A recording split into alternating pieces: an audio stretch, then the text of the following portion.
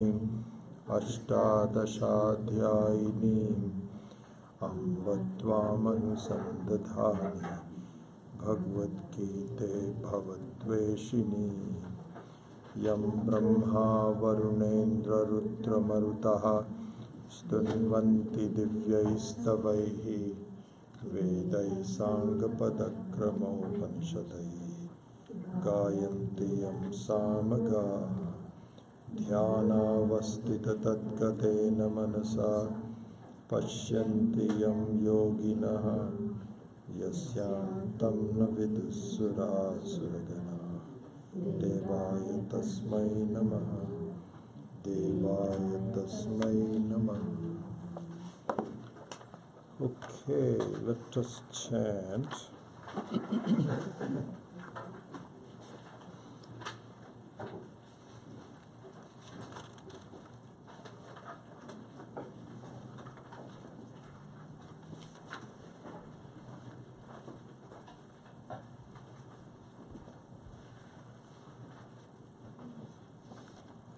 Let's chant verses 12 13, of the fifth chapter, number 12, 13, 14, and 15. Four verses. Number 12 first. Yuktah karma phalam tyaktva shantimapnoti naishtikim ayuktah kamakarena phale sakto nibadhyate sarvakarmani manasa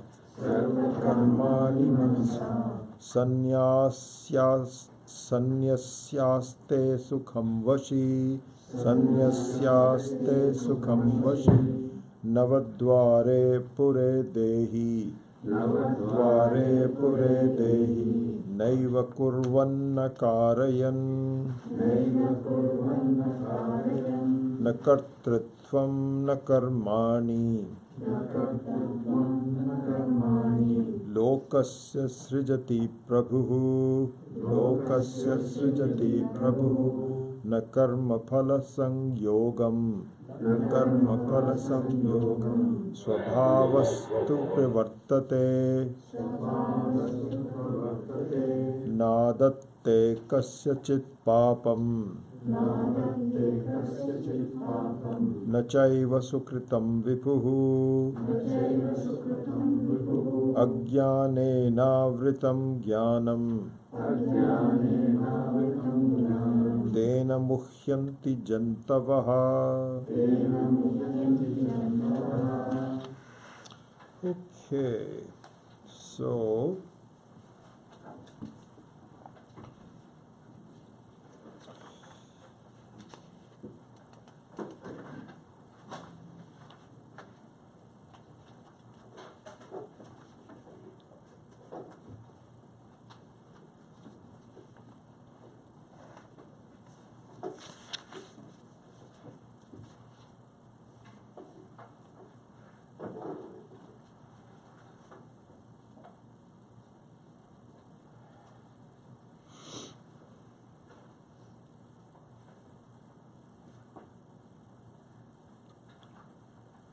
in the Bhagavad Gita, as you know,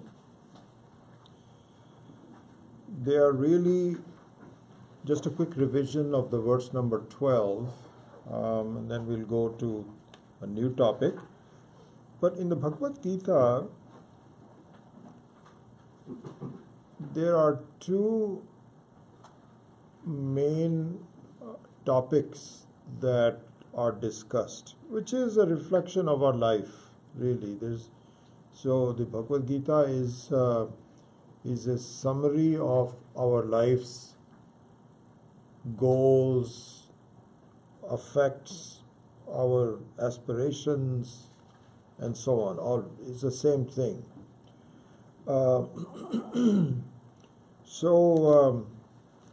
Very much like as we have seen before, which is a great example that our acharyas had shown, that first when you buy a mirror, you are examining the mirror itself.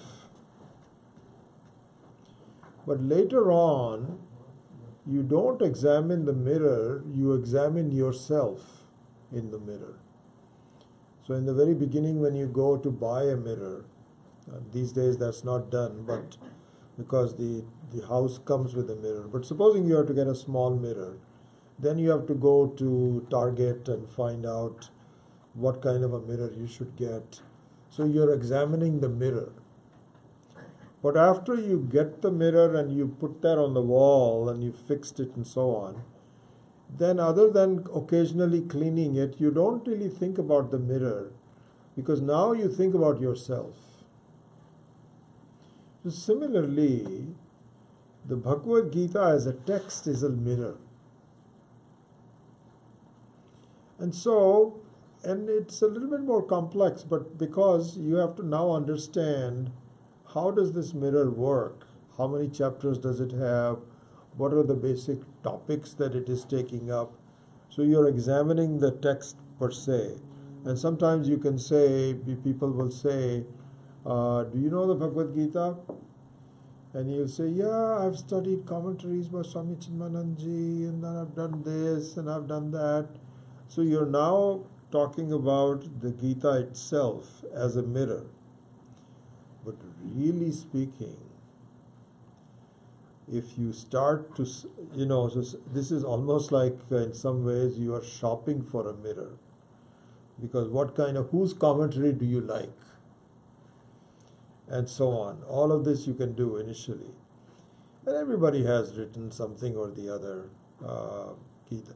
But supposing you've settled on some explanation that seems to make sense to you, you understand it. After that, you're no longer shopping for the text. You're no longer shopping for the mirror.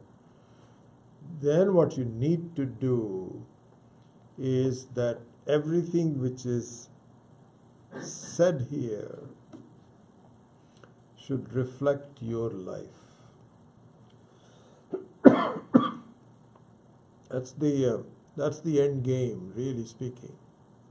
You should be able to see, not it as, oh, this is verse number 12 and so on, 13, but it should really tell you about yourself, and you should be able to see, yes, it might take a little while to get to that point, but every time when you have Shraddha, you'll say, yes, this is me.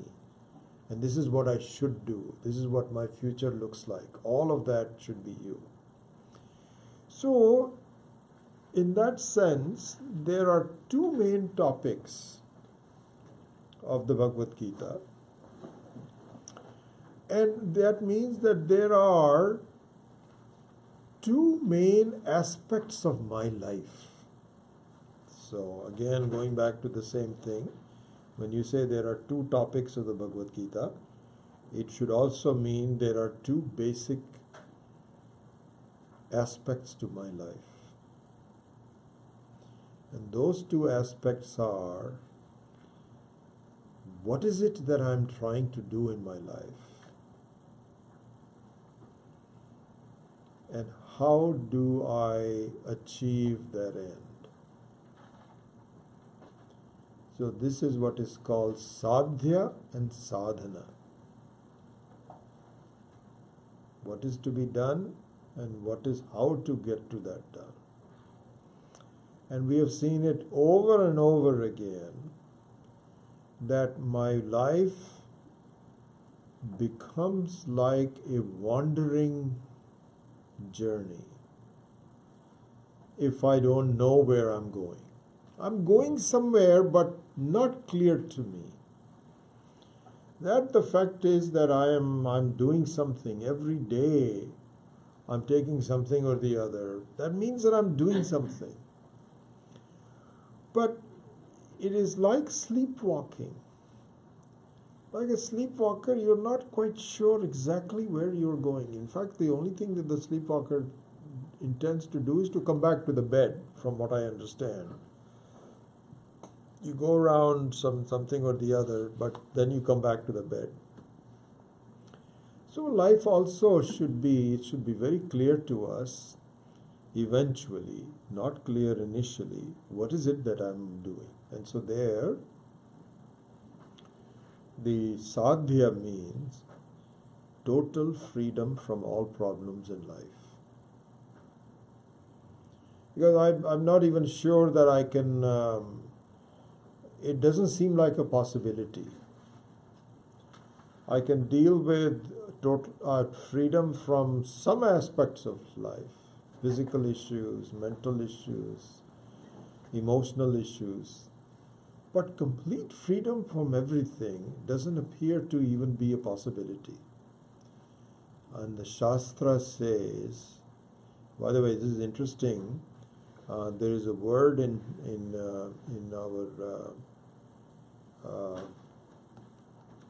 our Shastra, in the teaching of Vedanta, which is called apurva.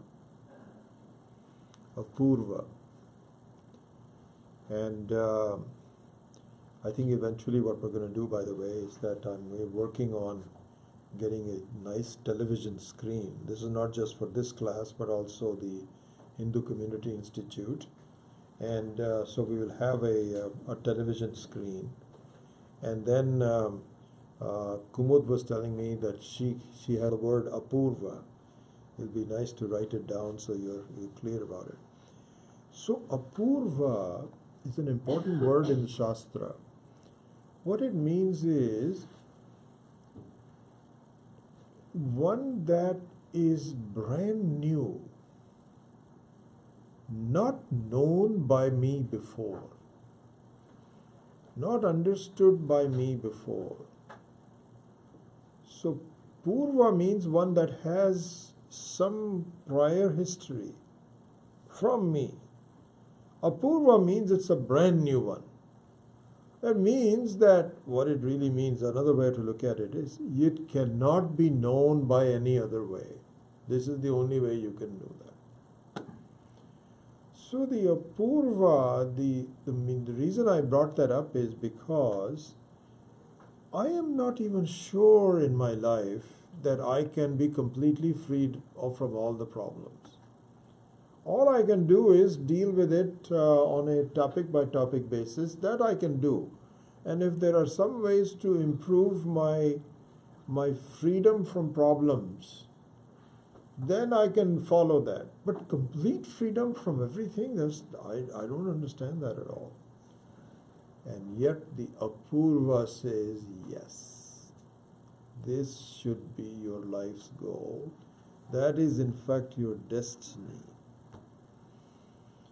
And this is what you should be looking for. You are looking for it, but we are just giving it the shape.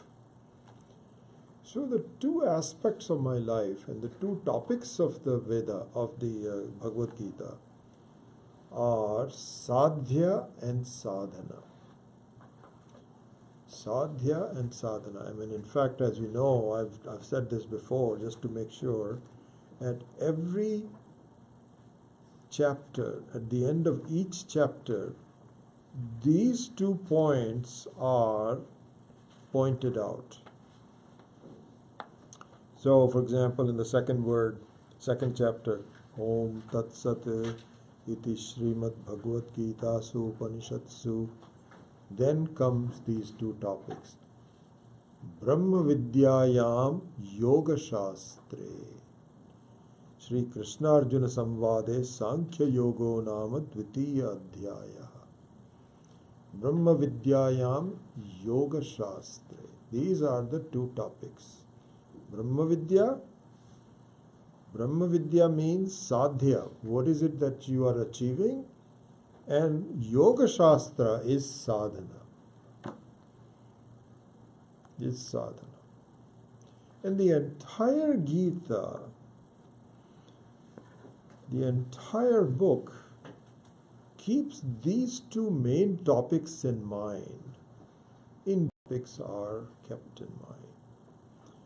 And these 2 come in the form of Karma Yoga as the Yoga Shastra, sadhana, and Jnana Yoga as Brahma Vidya. Brahma Vidya. So Karma Yoga and Jnana Yoga. So in terms of, these are the two main topics of the Bhagavad Gita, and in terms of the two main segments of my life, they are represented by my preparation as a human being in order to understand that I am and I can be totally free.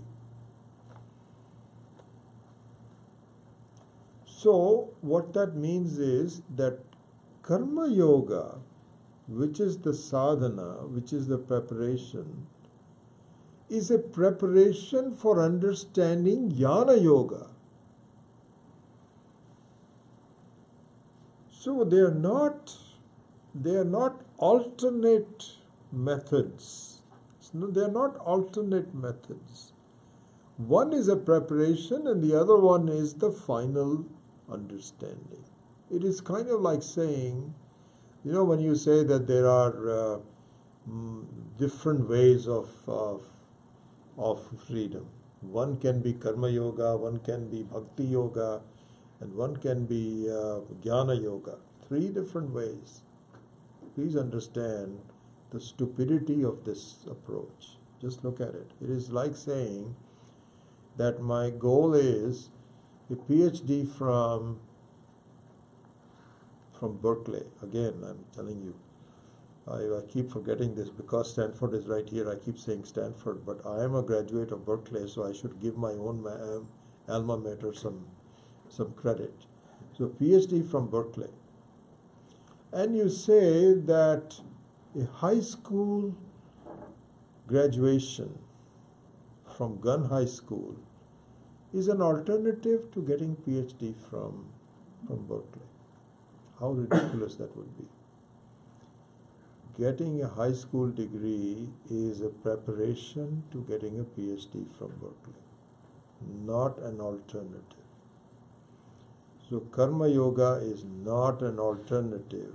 It is just getting preparation. And it takes a lifetime of preparation. It's not an easy thing to do. We have to change the entire, reading a biography of Ramana Maharshi. A long time ago, very in the beginning, when I was getting acquainted with who he was and so on. And there the biography said that what takes people a lifetime of preparation to understand, Ramana Maharshi was able to see it very quickly at a very young age. I remember that so well. And I used to say, no, I don't think it should take me that long. I should be able to figure it out. You have to change your entire way of life, your way of looking at things and so on, improve it. Only then you understand the subtlety of the Atma. Anyway, coming back to it, 2 main topics of the Bhagavad Gita, therefore 2 main aspects of our life. And what are they? Karma Yoga and Jnana Yoga. Brahma Vidyayam Yoga Shastre. Other way around. Switch it. And so, again and again, in different ways, Krishna highlights Karma Yoga and teaches to Arjuna, if we can understand this just itself, the very structure of it and what the intent of the Bhagavad Gita is, will be so much better off. Not only in terms of knowledge of the Bhagavad Gita, but a knowledge of our life, our own life.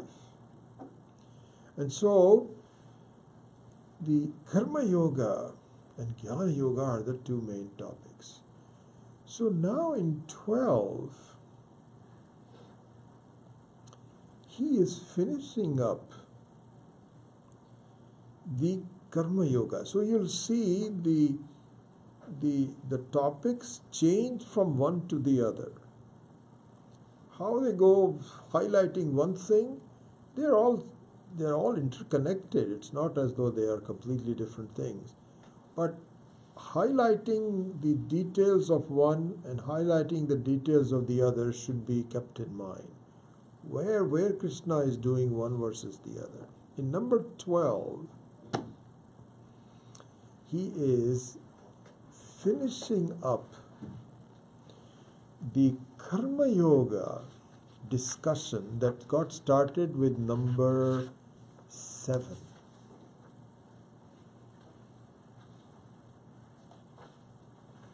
Number 7, he says, Yoga Yuktaha. So, Yoga Yuktaha means a Karma Yogi. Vishuddhatma, Vijitatma, Jitendriyaha. We have seen all of that. Sarva Bhutatma, Bhutatma, Kurvanapina Lipyate. Naiva Kinchit Karomi iti Yuktaha, etc. So, 7, 8, 9, and then 10. Brahmani Adhaya Karmani Sangam Tyaktva Karoti Yaha. Lipyatena sapapena padma patra vivambhasa. And so here the key thing in terms of the karma yogi is sangam tyaktva. Sangam tyaktva. Sangam tyaktva means that if you conduct your life in a manner where you focus on how you're doing things, what you're doing, and not really worried about the results, you'll have a very happy life. So this doesn't mean that you're not cognizant of the result. You have to keep the result in mind, otherwise you won't do anything. But you're not worried about it to a point. This is what happens in our cases, as we discussed it last week also, that if you look at the components of your thinking, one is to actually do something, and the other one is to be worried about it. And the worry about it comes too much in my life, and I should just relax and do the best possible job and rely on Ishvara to give me the results. Because he's the one that is writer of the script. Let me just repeat it what I was saying earlier in the earlier class, and it's a very interesting example for some of you that were not there in the earlier class. I was just reading about it recently. Swami Maheshananji pointed out that in a play, in a complicated play, there are 2 or 3 types of people. One is the person who wrote the script of the play, who has a storyline. This is what's going to happen, then the scene changes to something like this, etc. So here there is a scene where there is a thief who is stolen some things and he's running away in a car, or maybe committed a crime. And then there is a policeman who is supposed to follow this guy. This is the script. And supposing there is a person who is playing the role of the policeman, trying to catch the thief. And the storyline says that the thief is not caught. He's too fast for the policeman. He's too skilled, and he runs away. This is the script, or whatever. And so the policeman is told, this is the script, you are supposed to get into a car and drive really fast. Really try to catch him. Make sure that you do a good job of that. This is okay. But in the end, the script says you won't be able to catch him. Now, driving fast means you have to take some risks. Okay?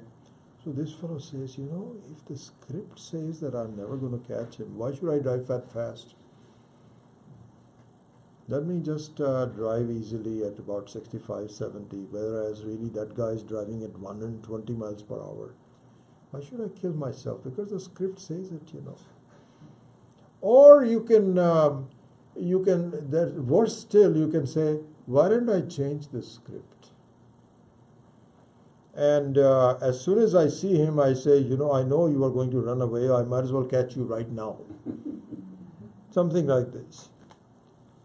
Swamiji says that, listen, if that happens, if you don't drive fast enough, you don't create the drama which the script says, or if you change the script, you have changed the whole play. This is not your job.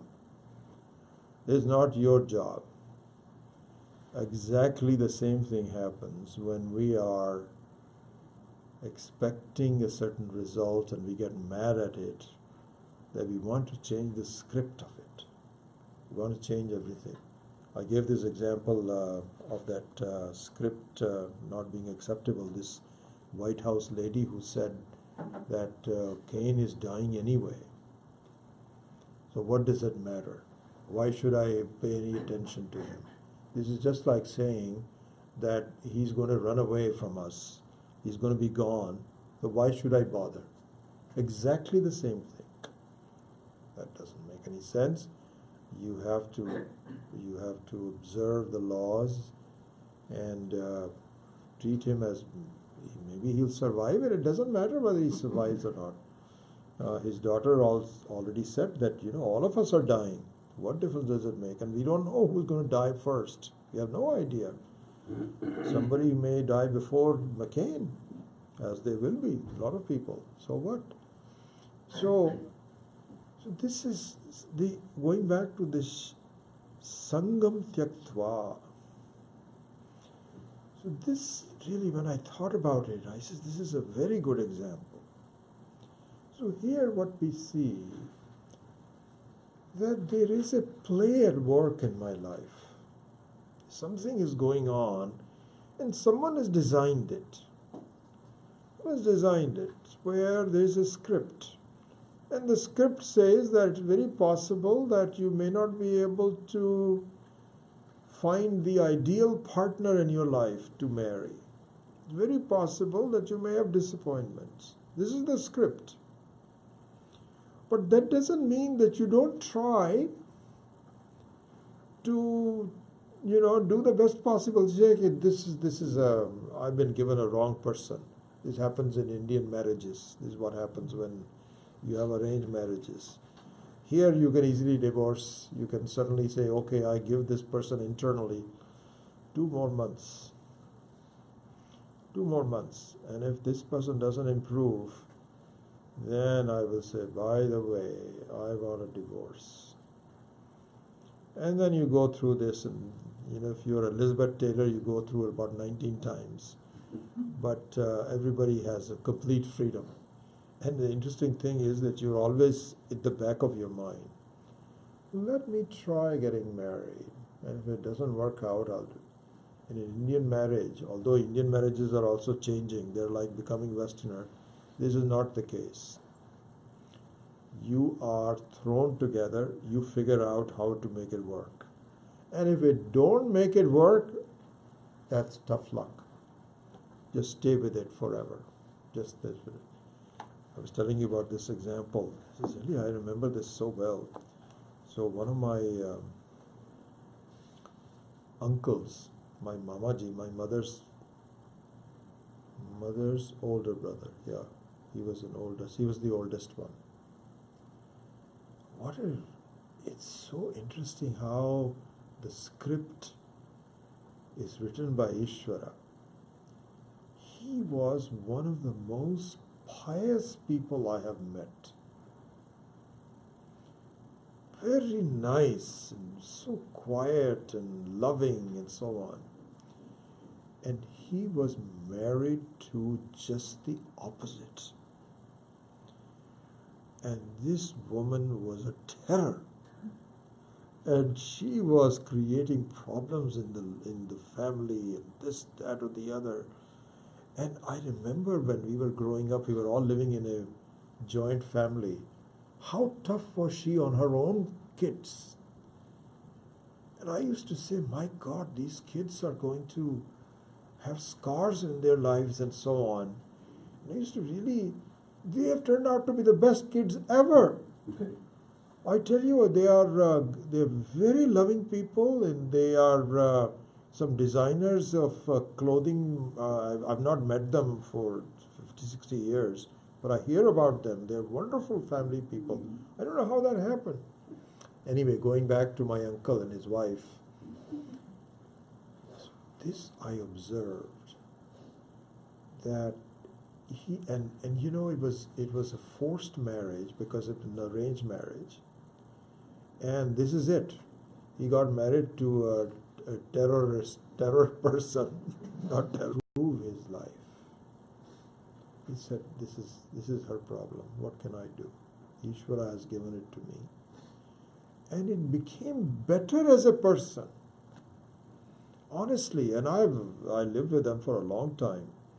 Later on, when I graduated from college, I stayed with them for my first job in Mumbai for a summer, and stayed with them for a while. So I've known them for a long time. They're both deceased now.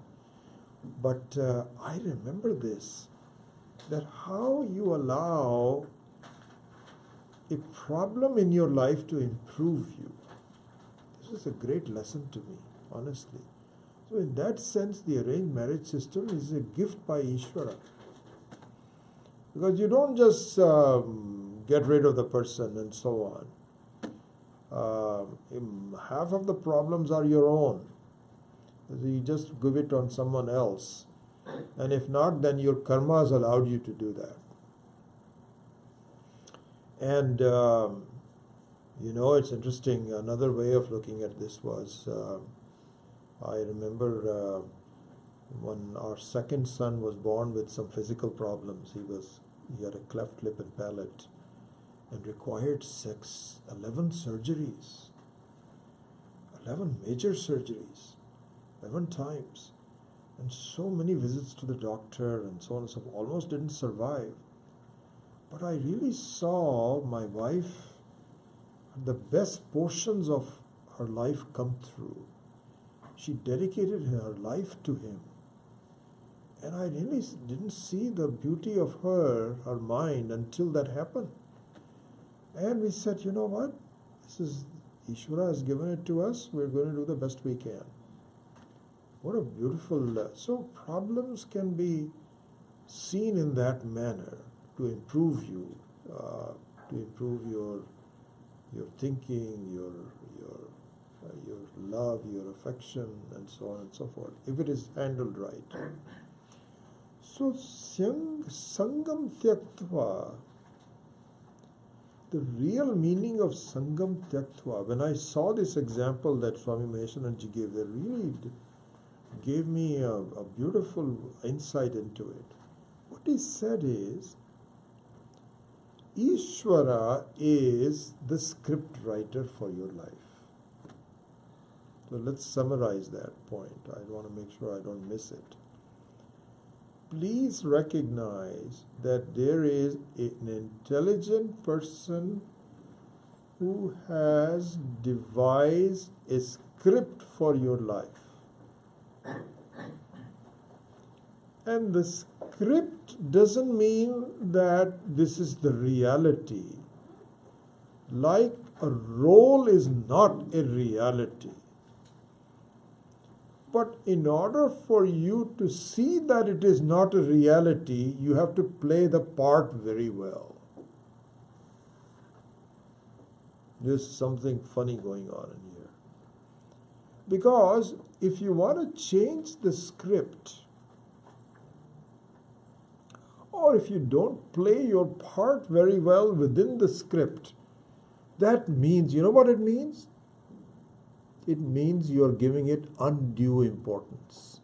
It matters so much to you that you cannot stand not changing the script. This is how much your reality you're giving it to it. Whereas your chance of understanding that it doesn't matter is to play the role in a way that it doesn't matter. You play it as well as you can. Just like, supposing you're playing with a child, some kind of a game, like a 2-year-old. You have to become like a 2-year-old. You have to become like a 2-year-old. You have to. I remember recently, just about a year or so ago, although my granddaughters are changing so fast, but just about a year or two ago, we taught them some card game. And my wife was playing with them. And she whispered to me, she says, you know what? I'm going to let her win a few times because otherwise she won't be interested.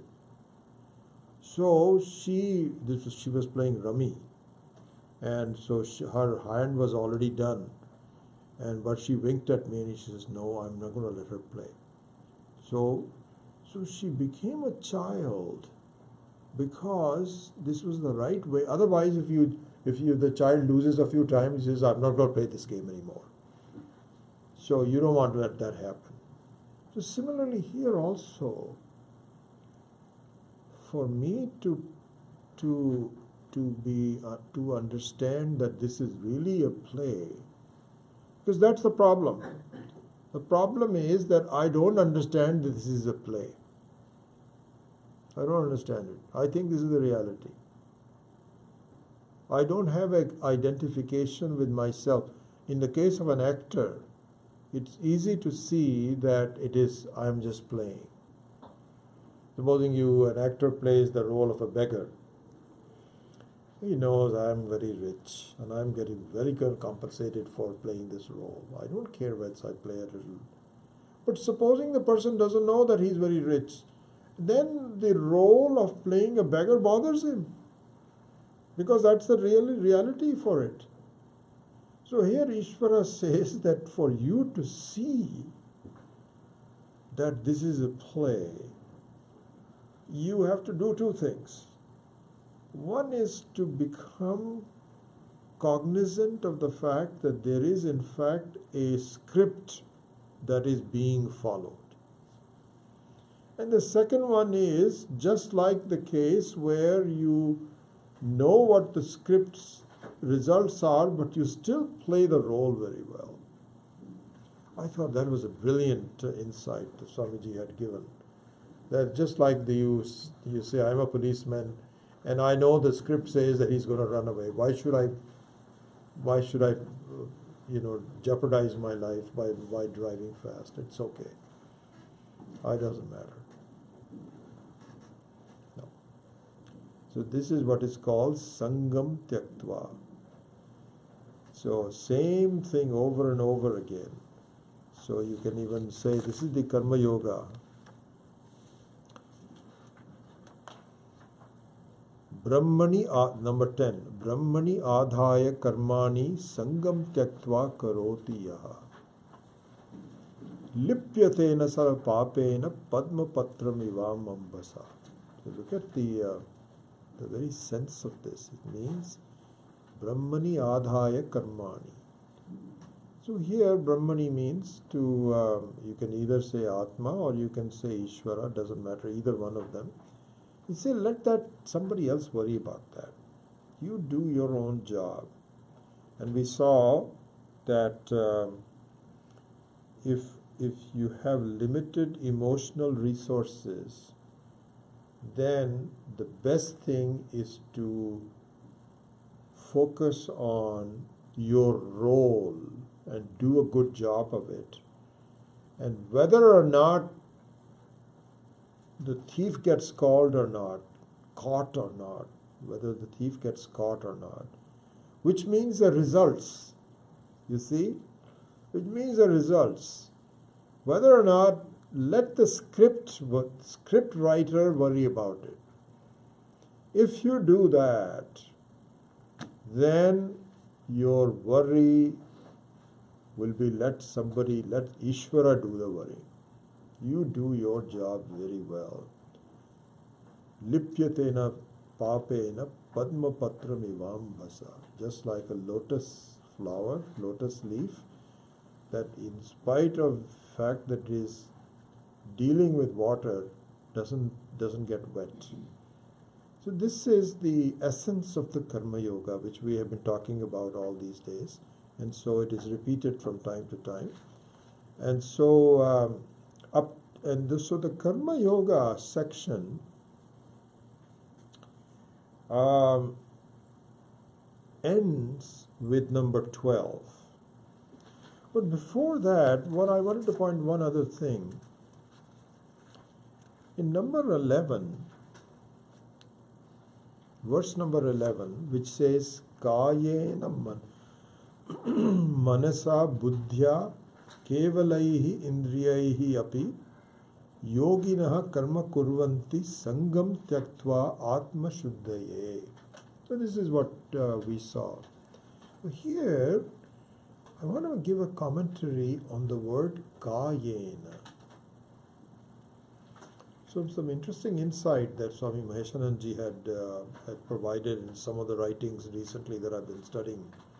Very interesting. I had not considered that insight before. So it says that basically what the verse says, as you know, that there are three ways of performing actions. So without attachment, karma yogis perform action for the sake of purity with the body, mind and intellect. Kayena manasa buddhya. This is what it said. In looking at the word kayena, Swami Maheshananji pointed out this. He said, physically doing some acts of prayer or kindness is very important. Very important. Why is it important? And what does it mean physically doing it? You know, it can be, one can say, why should I am just I'm just studying it in my mind. Atma Vidya. And that should be enough. So this is what is called manasa and buddhya. I don't have to do anything from a physical standpoint. I'm just going to study it on my own. And I see this. I see people saying that let's not do any prayers. No puja is necessary. And let's just do just our own study and that should be enough. All of us have that kind of a feeling. Because doing it physically requires some work and so on and so forth. Swami Maheshananji says, please understand that doing physically things are very important. Are very important also. Why? He gives an example. He says, supposing you want to learn how to swim. And someone can draw some charts here and say, by the way, you put your left hand like this, and then your legs should be flapping like this, and then after that, you move your head like this, and then you go the right hand, and then like the steps of swimming. Until you do that, you are never going to face if you face it, emergency. Supposing you and I are given some instructions on swimming. Okay, this is what you do. You turn left and you do like this on some pictures. And then before you learn swimming, you face drowning of some kind. And then you recall the pictures and say, not going to happen.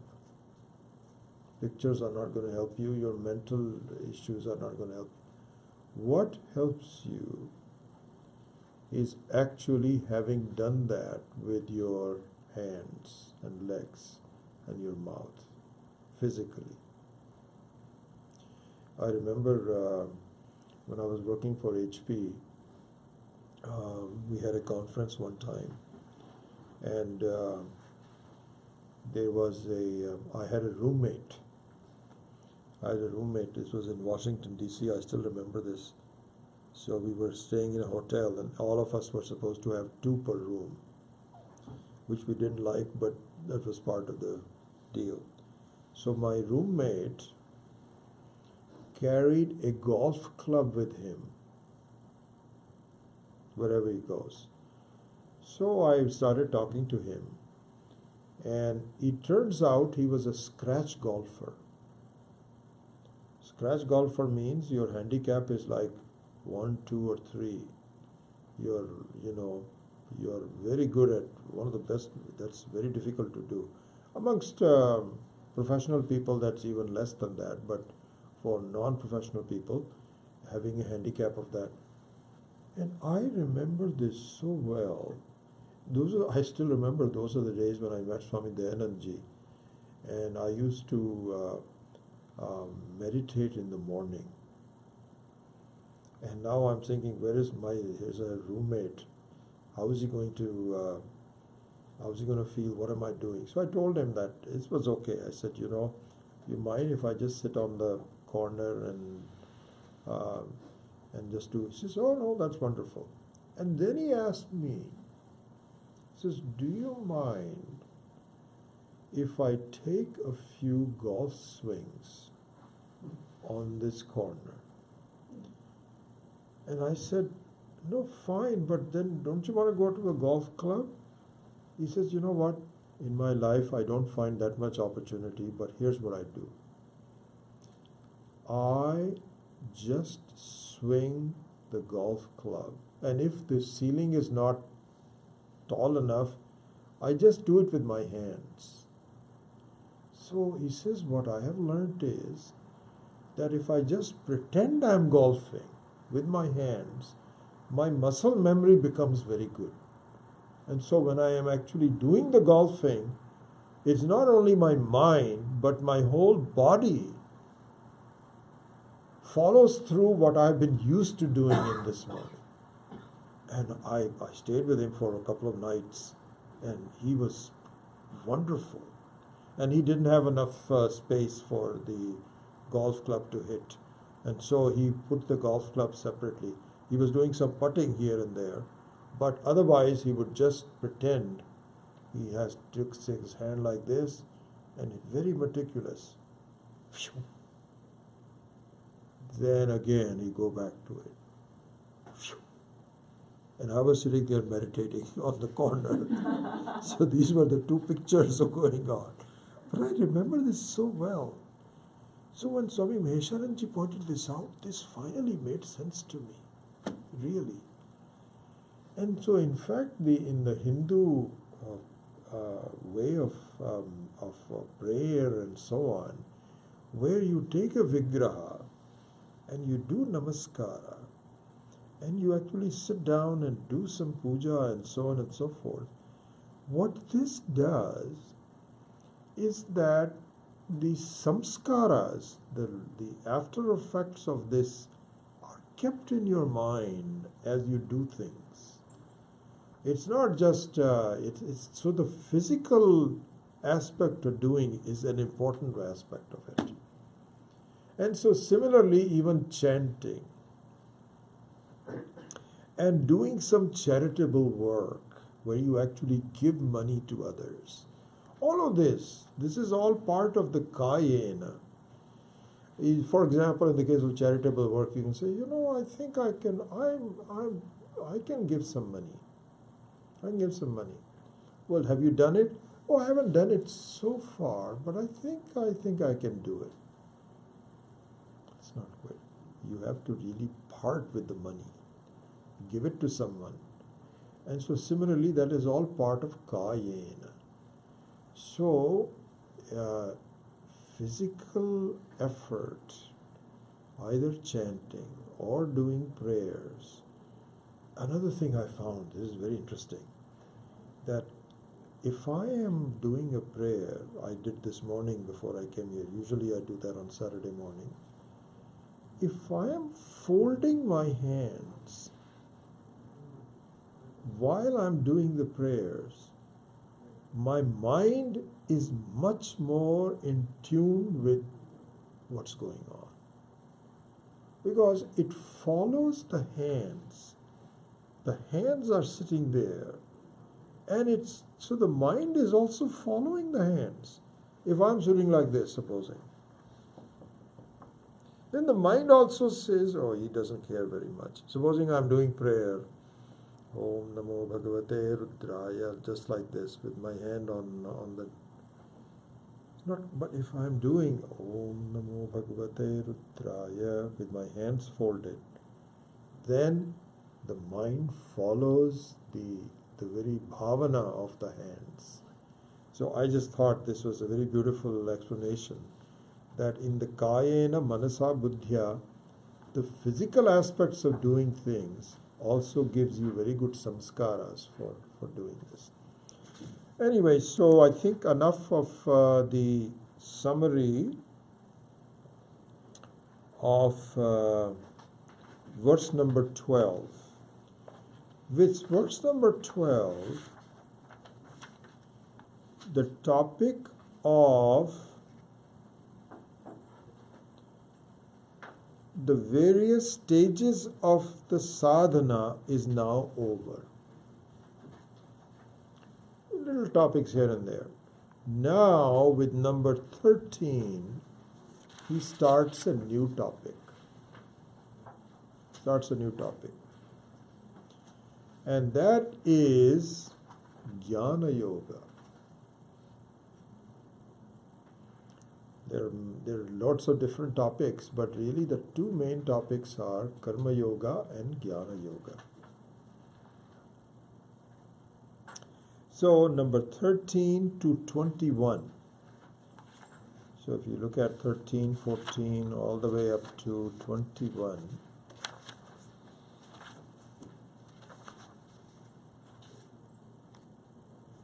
then this new topic of Jnana Yoga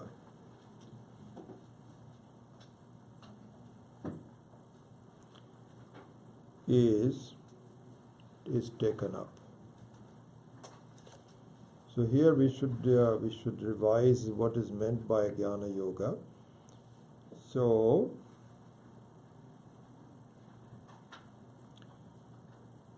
Jnana Yoga means a separate effort to understand that the world, the freedom from the problems of the world can be done, and here is how to do it. So this is the sadhya. The sadhana was the preparation, but the actual process of the sadhya, of what is to be achieved, complete freedom of it, is a separate discipline. It's not just an extension of the sadhana. It's not an extension of the sadhana. The sadhana is simply a different stage of the preparation towards the sadhya. But the sadhya is a separate discipline. It's discipline meaning that it requires a lot of inquiry. We were talking about this in the earlier class, that symptomatic relief and understanding of the disease are separate disciplines, completely separate disciplines. In one case, the symptomatic relief means you're being able to go to Walgreens, finding out some ointment that helps your pain, and talking to, just looking at the aisles or just talking to the pharmacist, that is one discipline. But supposing this is a deeper problem that does not go away with symptomatic relief, then going to a doctor, learning what the disease means, understanding the source of it, dealing with it is a separate discipline. It is not the extension of going to Walgreens. It's a completely separate issue altogether. This is called Jnana Yoga. So the Jnana Yoga means knowledge means you have to understand the whole thing. Just by dealing with it as on a surface is not going to help. Not going to help. So here Swami Paramarthananda gave a very beautiful, he says, in the 4th chapter, so the Jnana Yoga, of course, is given at various points in the Gita. It is introduced in the 2nd chapter, which we have done, I believe on verses number 12 to 25. So if you look at chapter 2, starts with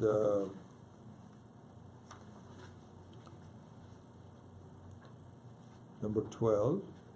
Natu natvevaham jatu nasam natvam nime janadipaha nachaiva na bhavishyamaha sarve vayat matah padam dehino yasmin yatha dehe kaumaram yauvanam jara matra sparshastu yam hina vatyante nasato vidyate bhava avinashitu tadviddhi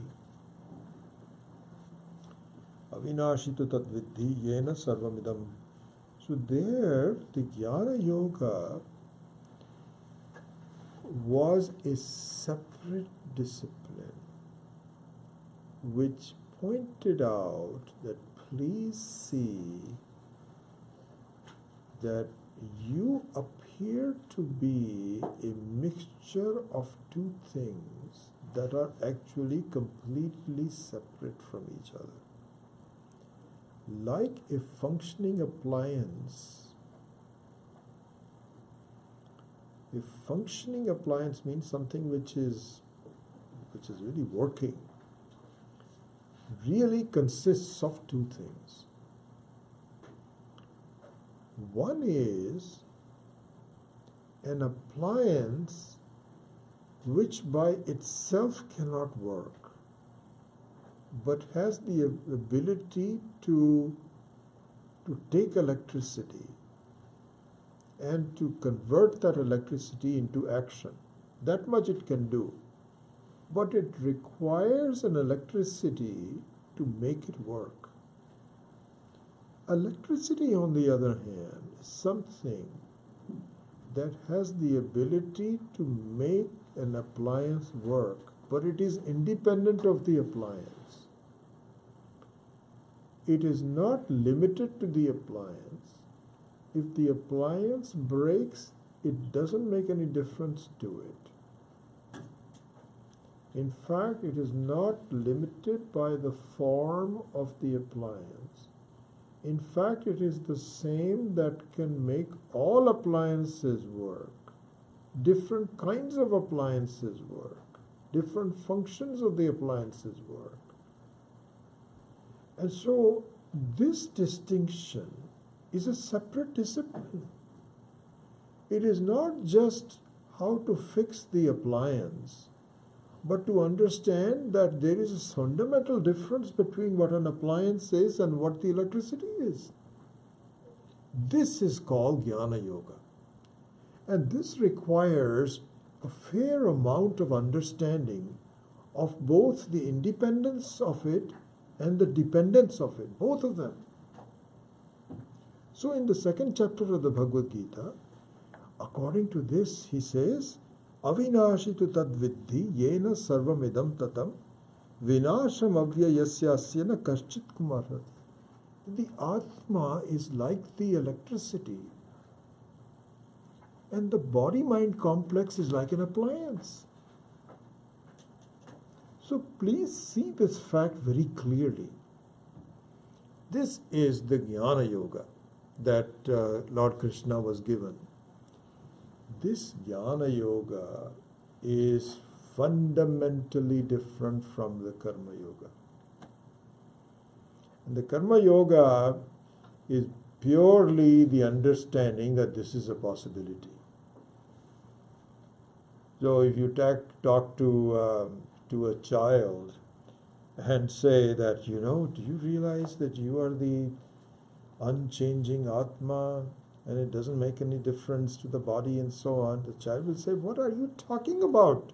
I don't understand this. Just give me the simple facts.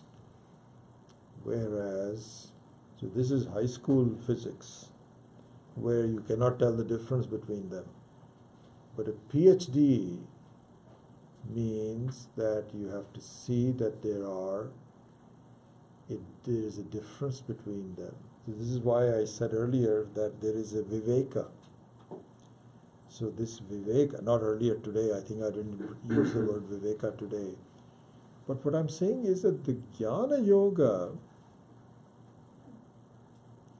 consists of doing a discriminative inquiry of two things that are mixed together. One is the Chetana Vastu, which is Ishvara, which is Brahman, which is like electricity, which has no form, and it is independent of the appliance. So this is one aspect. And the other one is the places where the Atma can express itself, which is the appliance, which is the body-mind complex.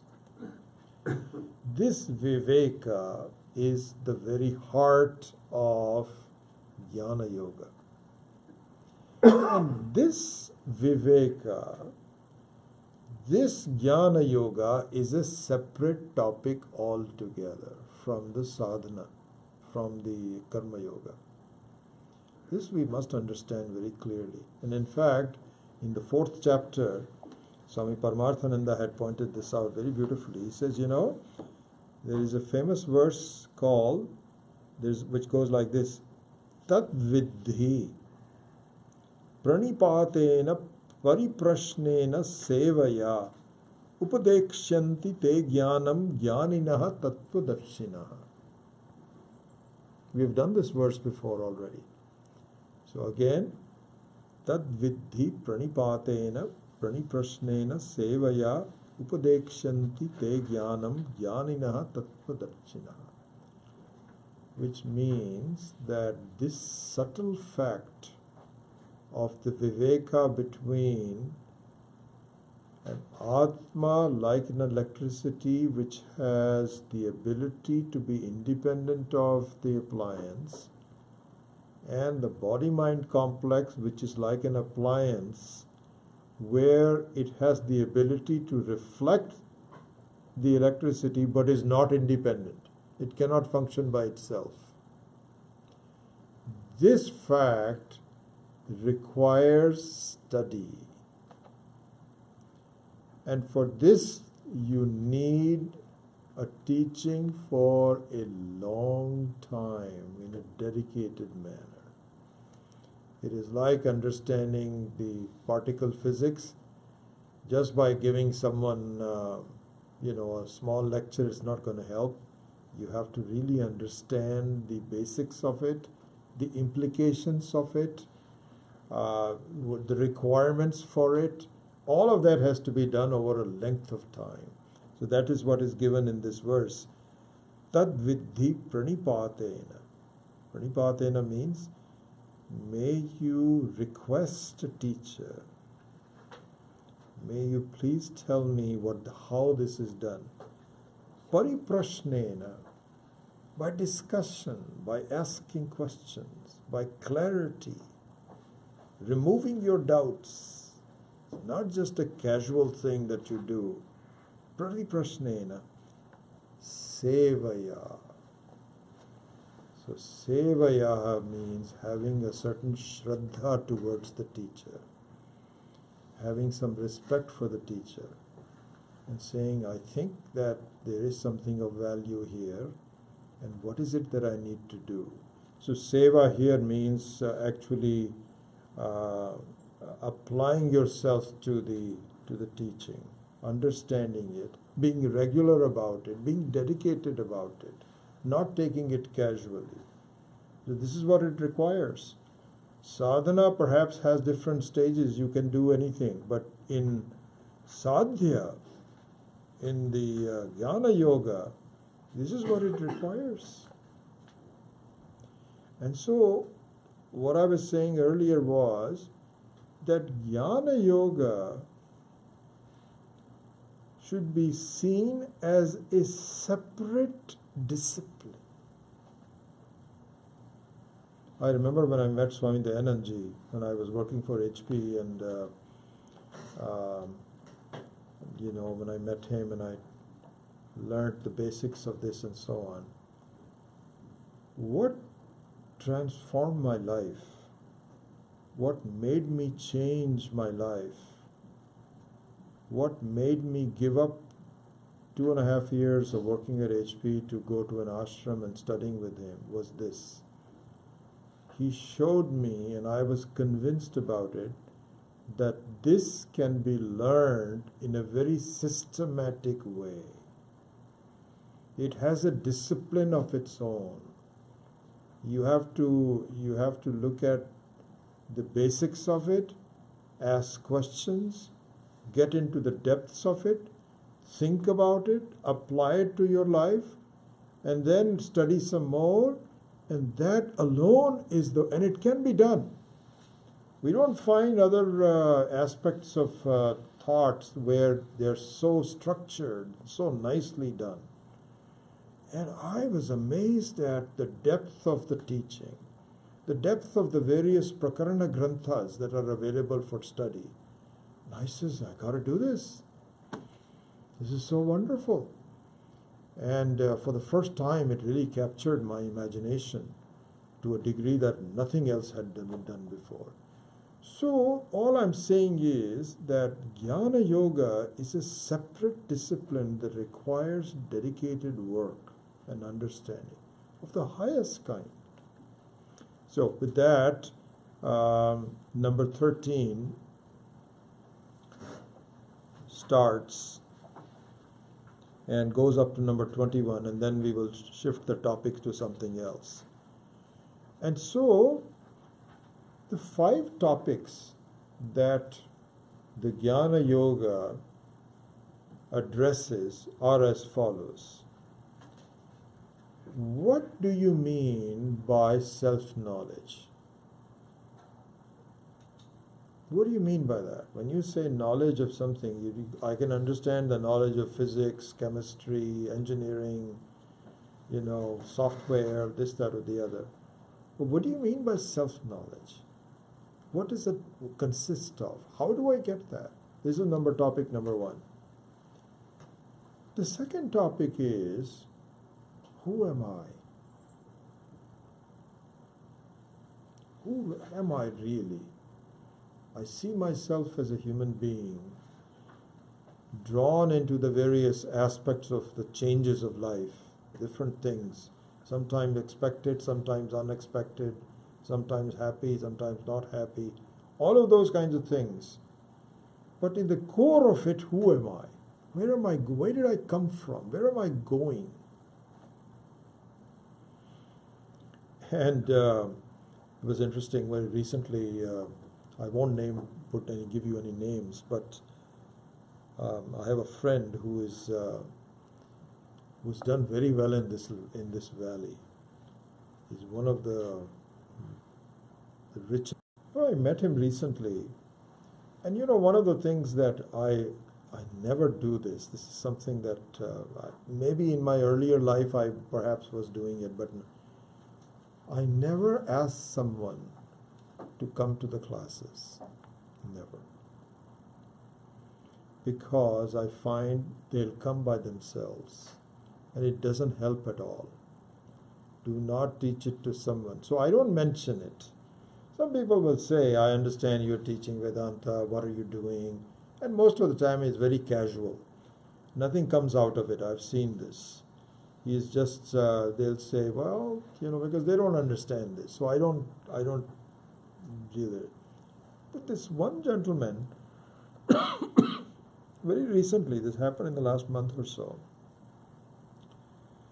and he just said it himself. He says, I'm a very successful person. I've made a lot of money. I've done a lot of things and so on. But one thing that nags me is, who am I? And he was just sort of, he didn't know this is what I am dealing with all my life.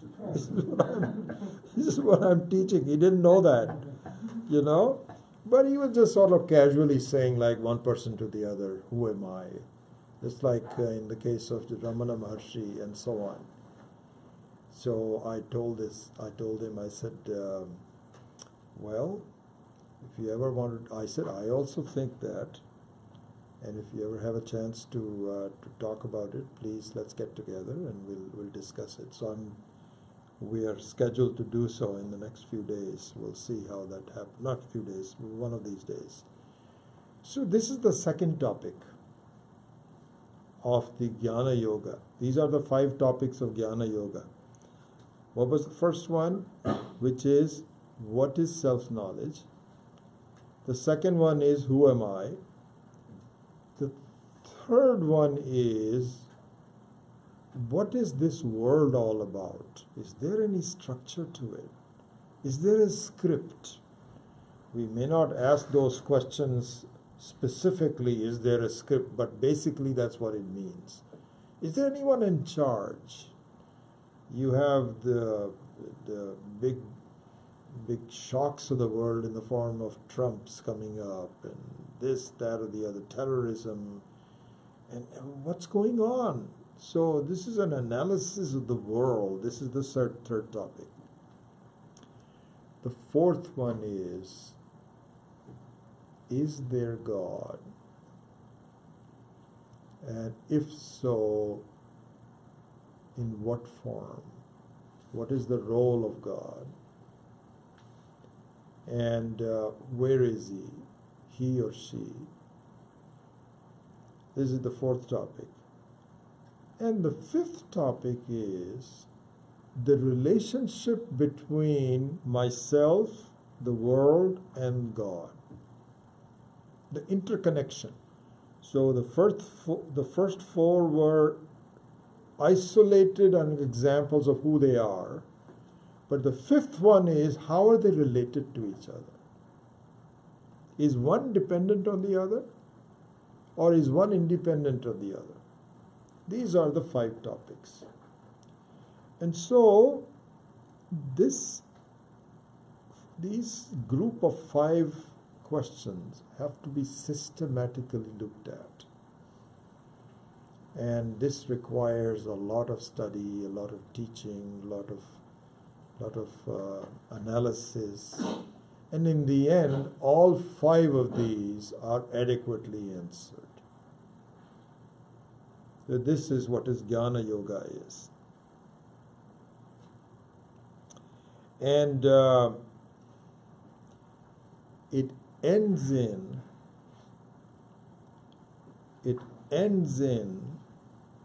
the fact that you discover yourself to be an independent entity, not bothered by things happening to you at the moment. Not bothered by it. You see yourself to be an independent person. And all of these questions get resolved when you have this final understanding that I am not mixed in with the world. I am an independent person. This is what it has to be understood. Now an example is given. He says, Navadvare pure dehi naiva kurvanna karayan. So the example given here is that of a king that lives in a town and he manages the town. He's the king of the town. The king of the town, king of the city, not only just town, a big city. And the city has a functioning city. There are things going on there. There's activity, there are responsibilities, and so on. And the function of just see how things are all done. You're not involved with the daily things and so on and so forth. You've got a prime minister, you've got a finance minister, and they just check in with you from time to time. You make some small adjustments, but otherwise you're not involved with the daily things. This is what is mean Dehi. Pure Dehi. So Pure means a town. To the body, so essentially the body-mind complex that we are endowed with is the city. Is the city. And it is a city with 9 holes. Dwaras means 9 gates. It's interacting with the outside, just like the Chinese wall. Because in the old days they used to feel that, and even now, not even now, but I mean saying in India also, if you go to the old kingdoms, they will have a moat around it to surround it with people that are protecting it, and so you cannot come in and out. It was the old days when the guns were not there and so on. Now things are completely different. But there are 9 gates. So the city of 9 gates. So the 9 gates are, of course, the 2 nostrils, 2, then 2 ears, 4, the 2 eyes, 6, the mouth, the anus, and the sexual organ. These are the 9 gates of them. And some of them are dual purpose. Some of them are single. So for example, the mouth, you can eat things and you can also speak. So there's both in and out. The anus, for example, is only out. And so like there are different ones.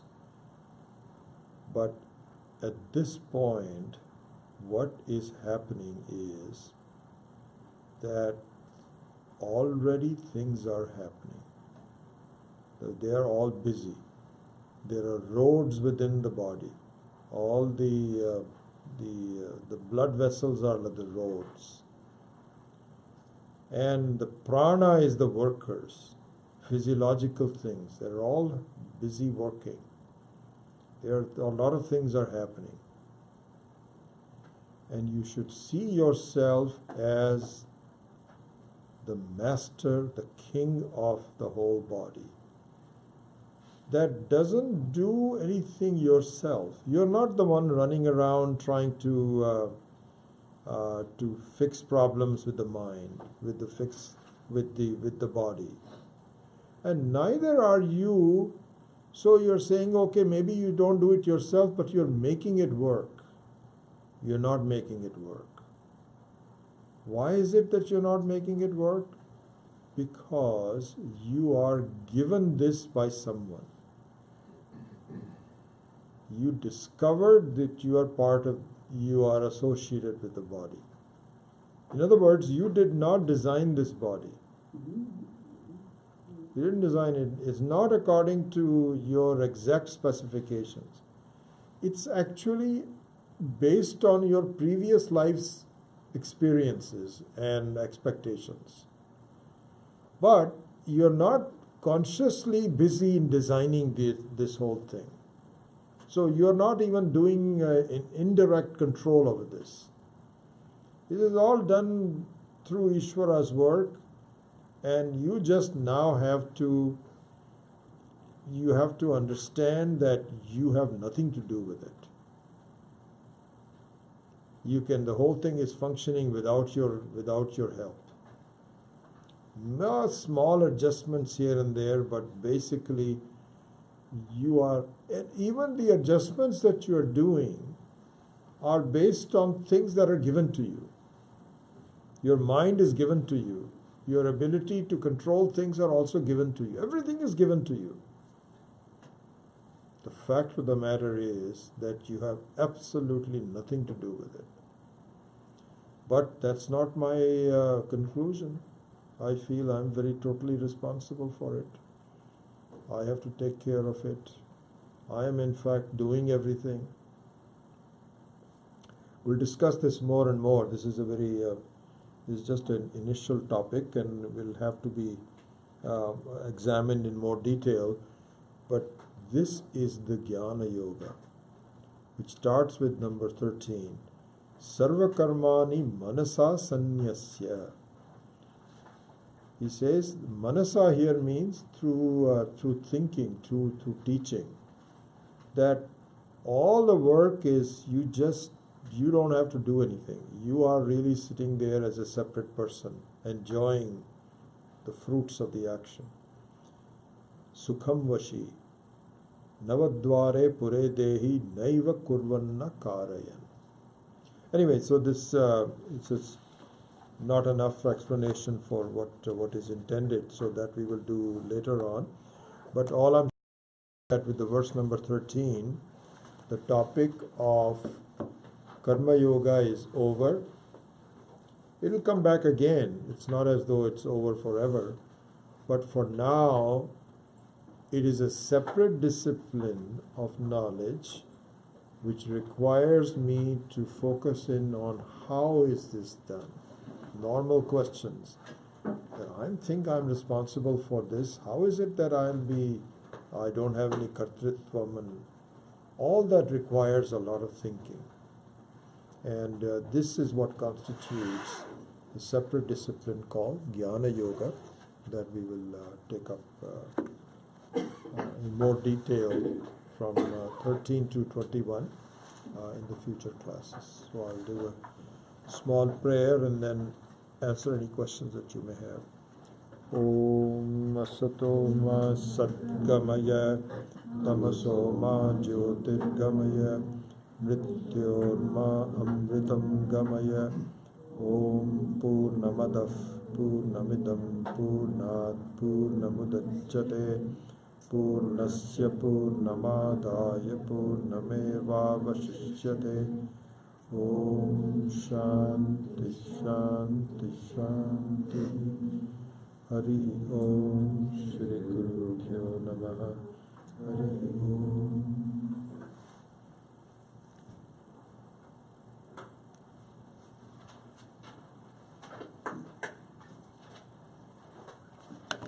Yes, sir. So, if everything is God-given, where is the question of my writing my own script? So you don't write your own script. The script is already given to you, but you see that you, by observing the script, you are independent of. So in other words, what is done is that as long as you know that you are not the actor, then if you know you are let me put the other route. If you know you are the actor, you enjoy the play. If you don't know you are the actor, it looks like this is the real thing, and any tragic aspect, you don't like it. Okay?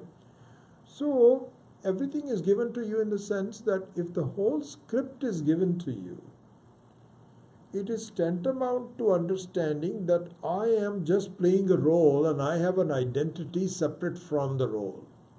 That is the beginning of the understanding that the script is given to me. I don't understand that first. It takes me a lifetime to understand that there is, in fact, and if we are lucky, you can be taught that at a very early age and so on. But in Kali Yuga, it is not easy to grasp that. But those of us that want to really understand it, we can see there is a script going on. And the reason the understanding of the script going on has the advantage for me is to understand that I am just playing a role. My identity is separate from the role. That's the process of looking at the whole thing. Sorry. I may be squirreling like a dog off the path, but my question is built on his. How do I know whether I am changing the play or understanding? Right. So those are excellent questions, and I think that what there is a couple of ways to distinguish whether I'm changing the play or not, and that is to distinguish between prarabdha karma and kamya karma. And we've discussed it in the past, but let me briefly mention it, and we'll discuss it in more detail. So if you observe your life, what you find is that you are really following the samskaras of your previous existence, either in this life or in previous life. Your thoughts, your tendencies, etc., are all governed by your unique personality, which is a result of a lot of previous actions, previous impressions. This is what's called samskaras, or sometimes it is called vasanas also. Okay, so this is why you are here at this point. You're not someplace else because of your samskaras. Okay. Now the question is, where do you go from here, and why, and where, what you're doing? So there we need to distinguish between things that have to be done as part of the situation you find yourself to be in. Because if you don't do that, you make your situation even worse. So you have to continue on with the results of the previous samskaras, which is called prarabdha karma. This is what a prarabdha karma is. Okay? Then you also have to distinguish whether you are the author of new ideas that are not necessary. They're not necessary. Swami Maheswaranji had given this beautiful example. He said, supposing someone brings some things that you really like mango, and says, Swamiji, I have brought these mangoes for you from Bombay, Alfonso mangoes, and so on. And he knows that this Swami likes mangoes very much. So for you to enjoy the mango is prarabdha karma, because you have grown up in enjoying the mangoes. You have a student who knows this, and a student who actually made a special effort to give you the mangoes. And it will be stupidity on your part to say, no, I've become a Swami now, I'm not eating mangoes anymore, and this, that, or the other. So you should really enjoy it, thank the person, and so on. This is prarabdha karma. Supposing you say, where did you get these from? How much did you pay for it? Can I get them? Where do I get them from? I want to get, this is a beautiful mango. This is kamya karma. This is not prarabdha karma. You enjoy because your whole background was for you to enjoy. But now you are creating brand new karma. Is eating mangoes for a Swami the right thing to do? It is if somebody just gives but for you to now write a letter to somebody and saying, by the way, if next time you come and visit me, make sure you bring me 2 dozens of mangoes. No. So to answer your question, how do you decide whether you're changing the script or not? Playing the script as it happened is prarabdha karma. But to create a script, brand new script. Now, if the script is that, if the brand new script should be that we cannot completely do it because it's an infinite number of vasanas. But now I want to see if it is possible for me not to have the effect of the previous vasanas. That is the script I want to follow. But if you want to now start getting 2 or 3 more dozen mangoes from other people, writing to them and saying, how come you didn't bring it to me, or this, that, you are not following the right script. So I find that a distinction between, and this has to be done individually with a lot of sensitivity on each other's parts. We cannot say that, this is not easy for me to tell the difference between. It is very much like saying, you have to follow your conscience. You have to see, and your conscience tells you that, hey, this is not right. You should do that. Follow that. Instead, we overrule it and continue to go through creating new vasanas and so on. So to have the sensitivity of distinguishing between what is required of me under the circumstance and fulfilling the role for that, as opposed to writing a new script on that, is something that we all have to do. And it can be done. It's not that difficult to do. Yeah. So what is the incentive to be an actor? The incentive of being an actor means that you are doing a good job of the play, and you are not creating any problems for yourself. This is the incentive. And to accumulate prarabdha karmas for the future generation? No. No, you want independence. You want independence from the play. See, another example is the one I gave at the earlier class, which I think I gave it here also, but I will repeat it. And that was, if you don't know that what you're looking at in a mirror is your reflection, and you think that the reflection is you, this is Brahma. This is a problem.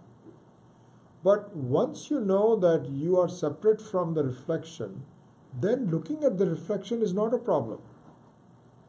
Same thing is true in the example of the play versus the actor. If you know that this is a play, there's no problem.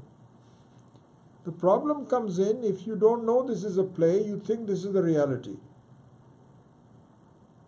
So, to incentive to play the role properly is to make sure that you don't create any problems of the play.